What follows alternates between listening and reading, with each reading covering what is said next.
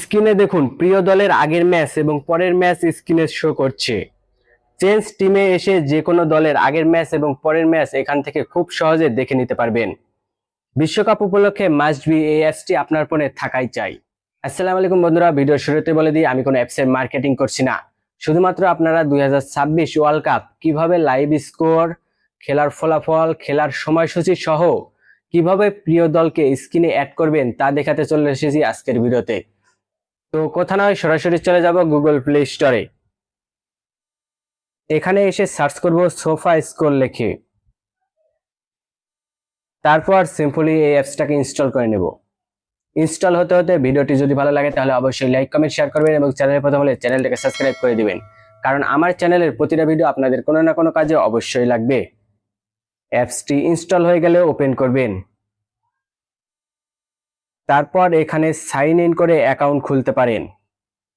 আমি just get স্টার্টে tap করলাম।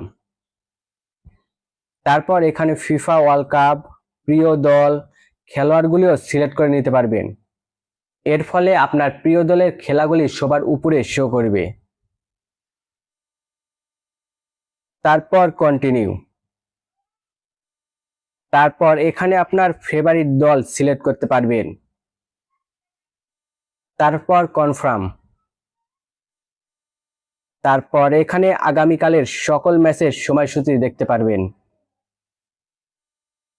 ফুল শ্যাডোলে tap করে সকল ম্যাচের সময়সূচিও দেখতে পারবেন।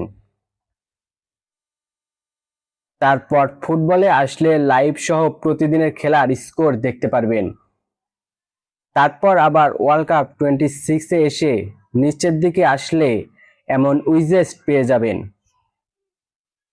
জাস্ট অ্যাড উইজেস্টে ট্যাপ করবেন, তারপর অ্যাড। এবার স্ক্রিনে দেখতে পাচ্ছেন কাঙ্ক্ষিত উইজেস্টটি সেট হয়ে গিয়েছে।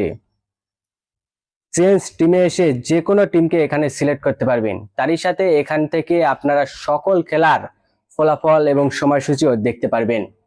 তো আজকের ভিডিও এ পর্যন্ত। ভিডিও শেষ করার আগে একটি কথা, আপনি কোন দলের সাপোর্ট করেন তা অবশ্যই কমেন্টে জানিয়ে যাবেন, কারণ আজকে আপনাদের কমেন্টের উপর বিবেচনা করে দেখব কোন দলের সাপোর্টার বাংলাদেশের সবচাইতে বেশি। তো আজকের ভিডিও এ পর্যন্ত, আবার দেখা হবে পরবর্তী কোনো ভিডিওতে। সে পর্যন্ত সবাই ভালো থাকবেন, সুস্থ থাকবেন। আল্লাহ হাফেজ।